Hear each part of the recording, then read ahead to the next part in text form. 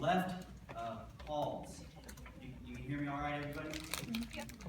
So, like I said, I'm just excited to be able to share my story with you in a building which we hear very little about God. And there's actually a lot of, I think, prejudice against people who believe in God. So I'm just excited again. That's the third time saying it. I'm excited to talk about God and my story. But that being said, I want to talk about something first that you're probably not going to be excited about. That is, I want to share with you a math problem. I know, we're lost. You don't want to hear about that. But you'll like this one. If you have a pen or a pen, write this down. But it's a simple equation. It's D equals S minus M. D equals S minus M. Now, when I go through my speech, I want you to try to solve this problem. I'll give you two clues, and they're Bible verses. First is Jeremiah 29:11. For I know the plans I have for you, declares the Lord. Plans to prosper you and not to harm you. Plans to give you hope and a future. The second clue is Romans 8:28. For all things work together for those who love God, who are called according to His purpose. No cheating. Okay, just try to solve it. Just try to, maybe you can figure it out. Don't worry, I'll tell you the answer in the end. But now I'd like to begin with a simple truth. Life is hard. Life is hard. Has anyone seen The Princess Bride? Love The Princess Bride.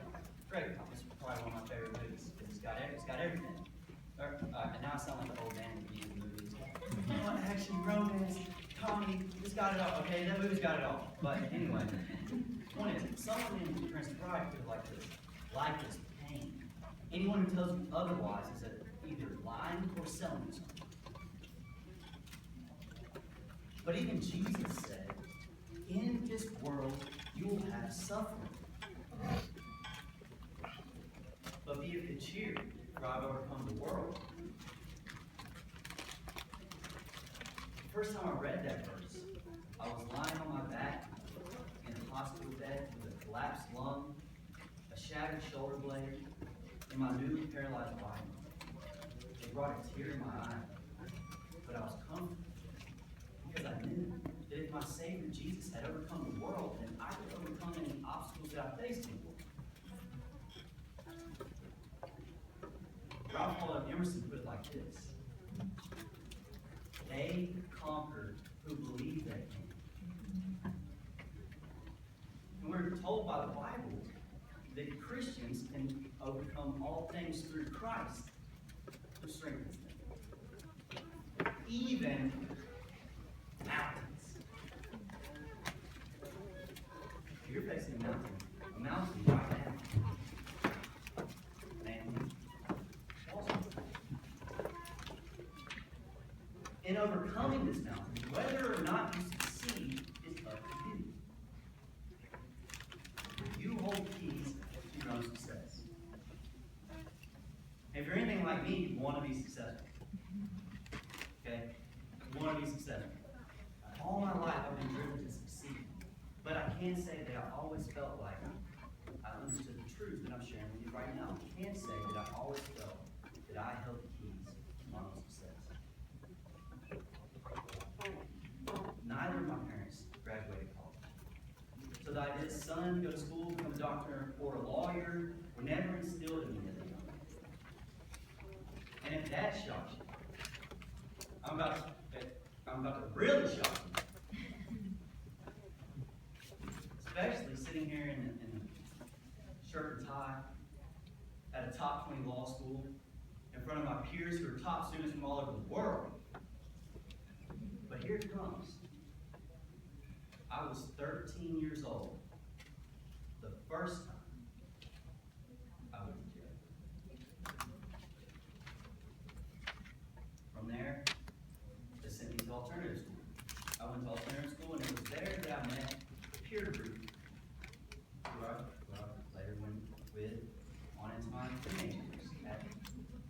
15 years old, I started smoking marijuana. At 17, I started selling it. Started doing that for a few years, and was in and out of trouble, but it never slowed me down. One day when I was 20 years old, almost 21, two guys put two guns in my best friend's face and started yelling.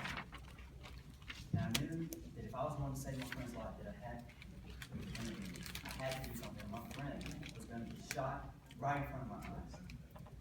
I had a gun on me because we'd been at the shooting range earlier that day, and I pulled my gun out, and I was behind them, and I said, "What do you think you're doing?" They turned around and pointed two guns at me. And I can still see the guy's eyes right now, holding that .357 Magnum, pointing at me from here to this pile of potato chips. I could see in his eyes he wanted to kill me, that he could do it, and that he was about to try. And the next thing I knew, two shots come flying by my head, and I felt the arrow. This is within 5 feet. I felt the arrow of these shots. The .357 Magnum, for those of you who don't know, this is a very big gun. It's got a bullet about the size of the end of my pinky. These shots go flying by my head, and I feel the arrow, and then I turn my head. I can't believe it. I look back, and they start backing up, and I shot my gun at their feet to make them run. And they did. They backed out from between the two cars, and I circled around the other side of the car. And at that point, my friend jumped up, who also had a gun on him, and he shot it 2 times, and it jammed. This time, I'm at the other side of the cars, and my friend says, "Come on, let's go." And he jumps back in the car. I look back up, and when I did, the man who shot at me was coming back with my friend. And again, I knew that I had to act. My friend was shot. I looked to my hand that held a gun with no bullets. I shot them all again. But I knew that I had to intervene and save my friend's life, and I came out from behind my cover with my empty gun, and I threw my arms in the air like "come at me," and presented a target. You see, he was shooting me again, and we circled around the cars. And as we did, he shot me 2 more times. And on his last shot, I went to duck. And right when I did, I just hit the ground. And when I hit the ground, I went to jump back up, and my bottom half was just stuck to the ground. And I thought, what's going on? Why can't I get to my feet? I was a wrestler in high school. I was a bodybuilder at the time. I should be on my feet by now, I thought. I came back down in a push-up position. As the guy was peeling out, and I felt a pinch in my shoulder blade. And I touched my shoulder blade, and there was blood. And that's when I realized that I was shot. I called to my friend. I said, "I'm shot." He came over from around the car and he said, "No, this can't happen to you." And fell down on his knees beside me with his face in his hands. He said, No, this can't happen to you. I said, "We've got to call 911. We called the ambulance. But as the EMTs are on the way, before they get there, I started coughing up blood. I remember thinking, I'm going to die. You see in the action movies, a person coughing up blood, that person's not going to make it. Or I'm dying. I wanted to call my mom. I tried to call her. I wanted to tell her that I was sorry for the way that I lived. I knew she wanted more for me, her only son. But the call never went through. By the time the EMTs arrived, they said, "He's not going to make it. We got to put him in the helicopter." They put me in the helicopter. They had me strapped down to the board, breathing apparatus on my face. They said, "Stay with us, stay with us. Look at me, you got to look at me. Stay with us, stay with us." These thoughts are swirling through my head. Am I going to die? Am I going to be paralyzed the rest of my life? Am I going to go to jail? Is my friend going to go to jail? Am I going to be paralyzed in jail? What's going to happen to me? Close my eyes again. Stay with us, look at me. I feel this feeling like I'm being pulled into my own body, like I just want to fall asleep. I just want to close my eyes. All I wanted to do was close my eyes, and this guy saying, look at me, stay with us." I closed my eyes again, and suddenly I was surrounded by this warm light. peace was surrounding me. All those thoughts, it was rolling through my head, gone. In this moment of peace, this warm light, I said, God, if I'm supposed to live, let me live. If I'm supposed to die, let me die. Just let your will be done. And as soon as I said that, the helicopter hit the ground, and I came to, and I knew that I was supposed to live. And I was sitting in the hospital over the next few days, looking back over my life. I said, okay, I lived the first 20 years of my life selfishly, chasing after money and power and things of that nature that brought me to this point. But for some reason, I'm alive. God's given me a second chance. And I'm going to give the rest of my life to serve God and serve others. And that's what I've done. And that eventually is what brings me to right here. And it's that understanding that has to do with the formula that I shared with you at the beginning. D equals S minus N. Because at this present state in my story, when I'm here in the hospital bed, society says you're a criminal. You can't be a productive member of society. Society says you have a life-altering injury. You're going to be paralyzed for the rest of your life, possibly. Your life is over. You're going to need to be dependent on others for the rest of your life. People are going to have to take care of you. What have you done? Look what you've done. Your life is ruined. But I understood differently. I knew that God didn't keep me alive just to punish me. Because if you're a Christian, you know there's something else you're doing. It wouldn't be living in that moment. I'm telling you that I knew that I was alive for a purpose. And it's that purpose that's got me here. Is understanding that I'm alive for a purpose. And maybe you don't know what that purpose is yet. But each of us is alive for a purpose. We're here for a purpose. There's a reason why we're still breathing. Life could be over any moment. But we're still here. And we're here for a reason. Back to the formula. D equals S minus N. I somehow got to this conclusion on my own, although it's not my own formula. But I came to it through the Bible verses which I shared with you. Jeremiah 29:11. For I know the plans I have for you, declares the Lord, plans to prosper you, not to harm you, plans to give you hope and a future. I read that verse around the same time I read Romans 8:28. All things work together for God, for those who are called according to his purpose. Work together for good for those who are called according to his purpose. And when I took those two verses together, I realized that everything that happens to us is for good. It is up to us to understand what the good is. How does this work together in my life for good? Because I'm telling you, there is a plan and there is a purpose. People want to say that, oh, bad things are outside of God's plan, but I'm telling you, no. Everything is part of his plan. It's up to you to understand how it works. What am I supposed to learn from this God? Why am I in a wheelchair right now? I'm not mad about it because I understand that there's a reason for it. When I was still going back, when I was still facing criminal charges with a $500,000 bail over my head, and getting ready for court, and my mom said to me, John, how are you so calm?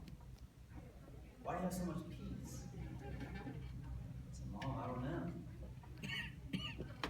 I just feel like if I go to jail, it's what God wants. If I don't go to jail, it's what God wants. There's something for me to find out from somebody in jail, or somebody who I need to talk to, or needs to talk to me in jail. But if that's what happens, that's God's will. And I think I learned that in that moment in that helicopter. When I realized that worrying about, am I going to live, am I going to die, am I going to be paralyzed, am I going to go to jail, didn't do me any good. That I didn't really have control over it. It is really God's will whether or not these things happen. But I did live. And again, it's for a purpose. Now, I'm saying the same things over and over again, but I'm getting to a point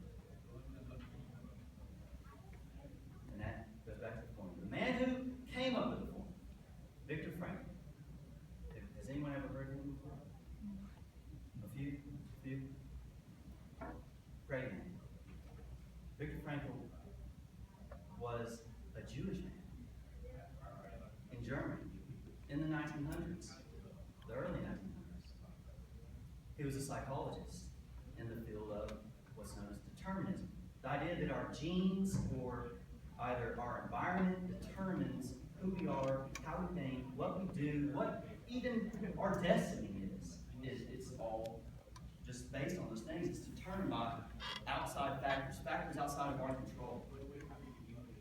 But Viktor Frankl lived in a time when the Nazis came around.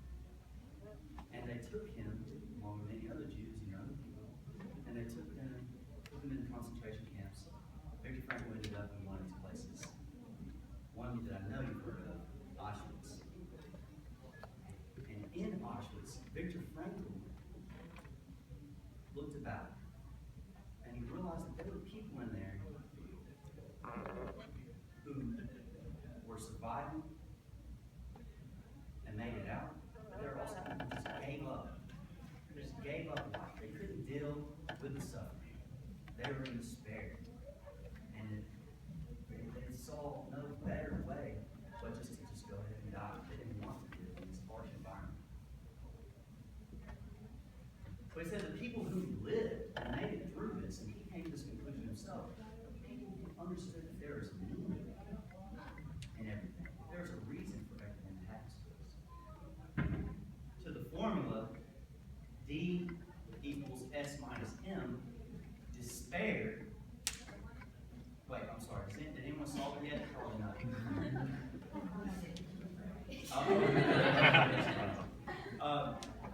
Despair is suffering without meaning. Despair is suffering without meaning. And I told you, Jesus said, you're going to have suffering. You're not going to get around it. For those of us who've already made it through one of them, we can tell you one else. You're going to suffer. You're going to suffer. But, I'm sorry, that was dramatic. But on a serious note,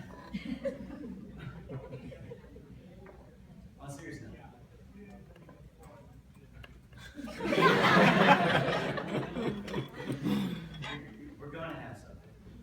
But I'm telling you, take these verses, please, with you, and understand that there is meaning in everything. That God has a plan for you and a purpose for you. Prosper you, not to harm you. Working all things together for good. It's up to us to understand what that is. You understand that there's a meaning for something. If you just start at the conclusion that there's a meaning for everything, then you don't really suffer. You may not know what the meaning is. You haven't determined it yet. You haven't figured it out yet what the reason is. I still don't know all the reasons for why I am like I am, or where I was born in these situations I was born into, or why I lived the life that I lived, or why I live the life I live right now. I don't know every single piece of the meanings, but I do know that there is a meaning. That meaning, that purpose, that's what helps me succeed.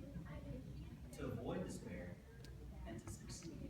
To move forward in life looking for that purpose and meaning that God wants me to know. Now, going back to how did I come from being a new paraplegic and with a criminal record to being somebody who's in the same position as you, would you say, that's not fair. I've worked hard and was a good student all my life, and this guy is up here talking to me, telling me how to live my life, and he doesn't know anything about it. But here's the thing. When I realized that I had a purpose, that's when my life flipped around. It was a light switch. And when I realized that there was a purpose, even though I didn't know it yet, I started looking. I was searching for that meaning. Why, God? Why do I do this? Why do I do that? And when you start to think like that, you start to realize another truth. Something that Albert Einstein said. Albert Einstein said, there are two ways of looking at life.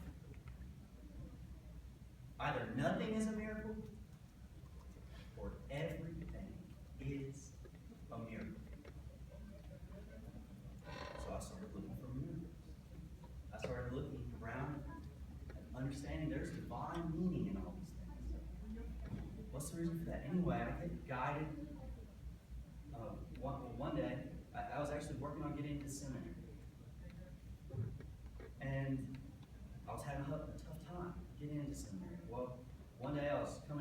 church. We were actually late to church that day, so we went to a different church because the church has had multiple campuses. But went to a different church. Coming out of that church, not the no ordinary campus, and someone comes up to me when we're leaving, and as I'm trying to get into the car, I'm like thinking, this time I'm like, oh great, this person's gonna try to help me get in the car. Being 20 years old before I got hurt, I'm a pretty confident male that wants to do everything by myself, and then I go, anyway, I think, oh great. Turns out, she didn't want to help me in the car. What she said was, hey, I heard the Electrical Foundation, they've got a sports camp, I'm on the board, it's too late to come in to register, but just go ahead and come anyway. Don't worry about the cost, I'll wait. I'm like, wow, I guess I'll go check it out. So I go to the sports camp. And this is about a year after I've been paralyzed. And I told you before that I was athletic when I was younger, but that was a struggle to be athletic again. But on a basketball court was the first time that week that I was able to be athletic. And I was like, wow, I can still compete. Before that, I thought I'd lost one of my passions, competing. But when I was on that court, I got inspired a little bit again. And it turns out the University of Alabama wheelchair basketball team coach tried to recruit me to play wheelchair basketball. Of course, I grew up an Auburn fan, so those of you who know, I had a conflict. But I was telling someone later that day, I said, I don't know if I can play for Alabama. She said, oh, I know the coach at Auburn. So she connected me with the coach at Auburn. I went to Auburn. I was just going pulled right, slipped right into Auburn. It was easy. Got into Auburn, and from there, that was a miracle to get into Auburn because I didn't have the grades from high school. I didn't have the ACT, but I sat down with one of the people who had the ability to let me in and told her, look, circumstances are different. I've got a reason to be here. I didn't even care about school before, but there's a reason why I'm here now. I got a purpose. I know that I'm alive for a reason. There's something I need to do. Help me on this next step. Let me into this school. I'll prove it. And I did. I got in and I started making eggs.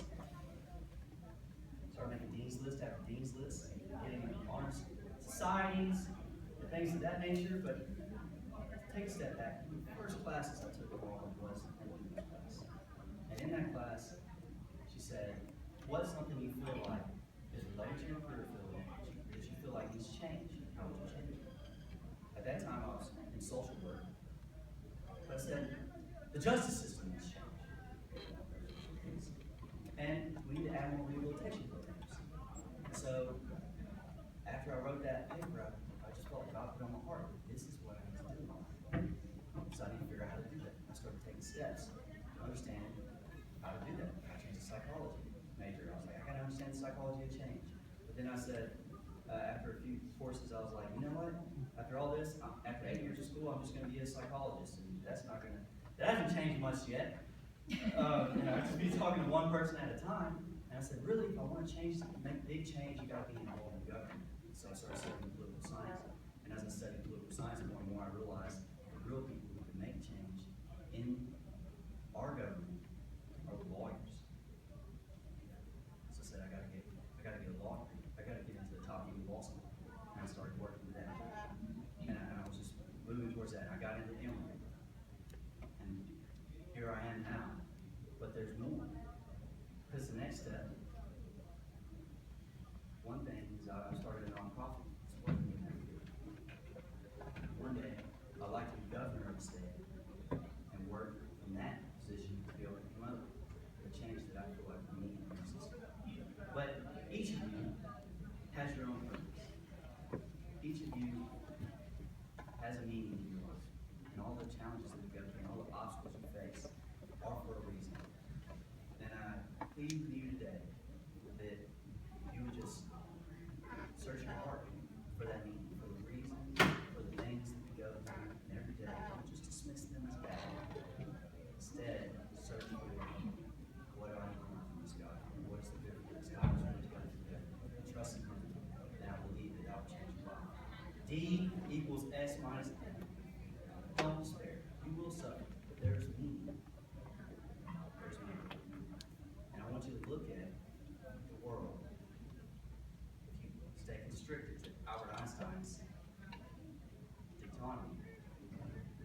nothing is a miracle, or everything is a miracle. Everything is a miracle. Eyes open, and you see the world as it is. So now I've told you the first half of the John Moore story. If you want the rest, you're going to have to get the book.